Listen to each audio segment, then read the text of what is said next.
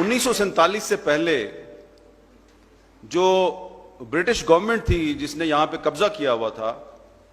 تو اس نے پنجاب میں ایک بڑا اچھا انفراسٹرکچر بنا دیا، سندھ میں بھی ایک اچھا انفراسٹرکچر بنایا۔ اس کے علاوہ جو اس وقت انڈیا ہے وہاں پہ آپ دیکھیں کلکتہ سے لے کے دلی تک بڑا اچھا انفراسٹرکچر ہے، اور وہ انفراسٹرکچر ابھی تک استعمال ہو رہا ہے۔ آپ کو سوچنا چاہیے کہ انگریزوں نے یہ جو آپ کا آج کا بلوچستان ہے یہاں پہ ایک اچھا انفراسٹرکچر کیوں نہیں بنایا؟ اس کی ایک بہت بڑی وجہ تھی۔ وجہ یہ تھی کہ فرسٹ ورلڈ وار اور سیکنڈ ورلڈ وار کے دوران جو برٹش گورنمنٹ تھی اس کا یہ خیال تھا کہ رشیا یا جرمنی ایران کے راستے سے انڈیا پر حملہ کرے گا، اور وہ ادھر سے بلوچ علاقے سے اور یہ جو پشتون علاقہ ہے ادھر سے آئے گا۔ تو انہوں نے یہاں پہ انفراسٹرکچر نہیں بنایا، روڈز نہیں بنائی، ایک ریلوے لائن بچھا دی، باقی علاقوں کو اس ریلوے لائن سے نہیں ملایا تاکہ آپ بیکورڈ رہیں، اور اگر کوئی غیر ملکی طاقت یہاں پہ آئے تو اس کو مزید آگے جانے کے لیے راستے نہ ملیں۔ آپ نے ایک نام سنا ہوگا جنرل ڈائر، جس نے جلیانوالہ باغ امرتسر میں قتل عام کیا تھا۔ وہ قتل عام تو اس نے 1919 میں کیا تھا۔ بلوچستان کے لوگوں کو پتہ ہونا چاہیے کہ وہ جنرل ڈائر جو ہے وہ جب کرنل تھا 1915 میں، تو وہ یہاں پہ آپ کے علاقے میں اس کی پوسٹنگ تھی، لیکن کوئٹہ میں نہیں، تفتان بارڈر کی طرف۔ اور وہاں پر اس نے جو تفتان سے لے کے اور اس طرف کئی سو میل کے علاقے میں اس نے بلوچوں کے خلاف بہت بڑے بڑے آپریشن کیے، کیونکہ اس کو شک تھا کہ یہ بلوچ جرمنی کے ساتھ مل کے ہمارے خلاف بغاوت کریں گے۔ اس کی ایویڈنس ان کے پاس یہ تھی کہ وزیرستان میں بھی جو وہاں کے پشتون قبائل تھے وہ کابل کے راستے سے جرمنی کے ساتھ ان کانٹیکٹ تھے۔ اور پھر اس نے ایک بہت بڑی سازش کی جنرل ڈائر نے،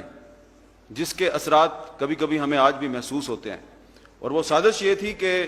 جب وہ بلوچوں کو دبانے کی کوشش کر رہا تھا اور بلوچ اس کے خلاف مزاحمت کر رہے تھے، تو اس نے اپنی کتاب میں یہ خود لکھا ہے، جنرل ڈائر نے، آپ اس کی کتاب پڑھیں، اس میں اس نے خود لکھا ہے کہ بڑے فخر سے لکھا ہے اس نے۔ اس کو یہ شاید اندازہ نہیں تھا کہ 100-125 سال کے بعد اس کی کتاب جو ہے وہ میرے ہتھے چڑھ جائے گی اور میں آپ کے سامنے کھڑا ہو کے تو اس کی سازش کو بے نقاب کروں گا، کیونکہ اس کے جو پوتے اور پڑپوتے ہیں آج کل، وہ آج کل بھی وہی کچھ کر رہے ہیں آپ کے ساتھ۔ انہوں نے کیا کیا،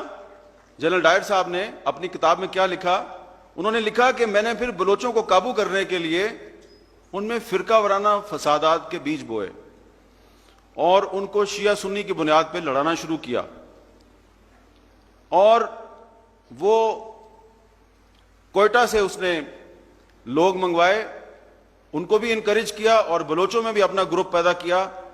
اور ان کو بھی انکریج کیا، اور پھر ان کو لڑاتا تھا۔ اور پھر اس نے اپنی کتاب میں لکھا ہے کہ پھر یہ جب ایک دوسرے کا سر کاٹ کے اور اس سے فٹ بال کھیلتے تھے تو میں بہت خوش ہوتا تھا۔ تو یہ سر کاٹ کے اور فٹ بال کھیلنے کی روایت جو ہے یہ جنرل ڈائر نے شروع کروائی تھی، جو ابھی تک چل رہی ہے۔ یہ میں نے ایک چھوٹی سی مثال دی آپ کو کیونکہ اس کا تعلق ہے آج کے حالات سے، کہ آج بھی جو ہم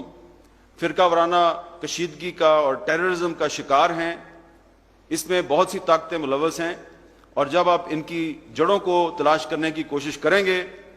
تو اس کے لیے آپ کو جنرل ڈائر کی کتاب ضرور پڑھنی چاہیے، اور آپ کو سمجھ آ جائے گی کہ ایکچول کہانی کیا ہے۔ جب پاکستان بن گیا تو انفارچونیٹلی جو بلوچستان ہے یہاں پہ ڈیولپمنٹ نہیں ہو سکی۔ اب جب ہم سی پیک کی بات کرتے ہیں تو اس میں کہا جاتا ہے کہ جو گوادر ہے اس کا کردار بڑا اہم ہوگا۔ شاید آپ کو پتا ہے یا نہیں پتا، لیکن میں ریپیٹ کرتا ہوں کہ گوادر 1947 میں پاکستان کا حصہ نہیں تھا۔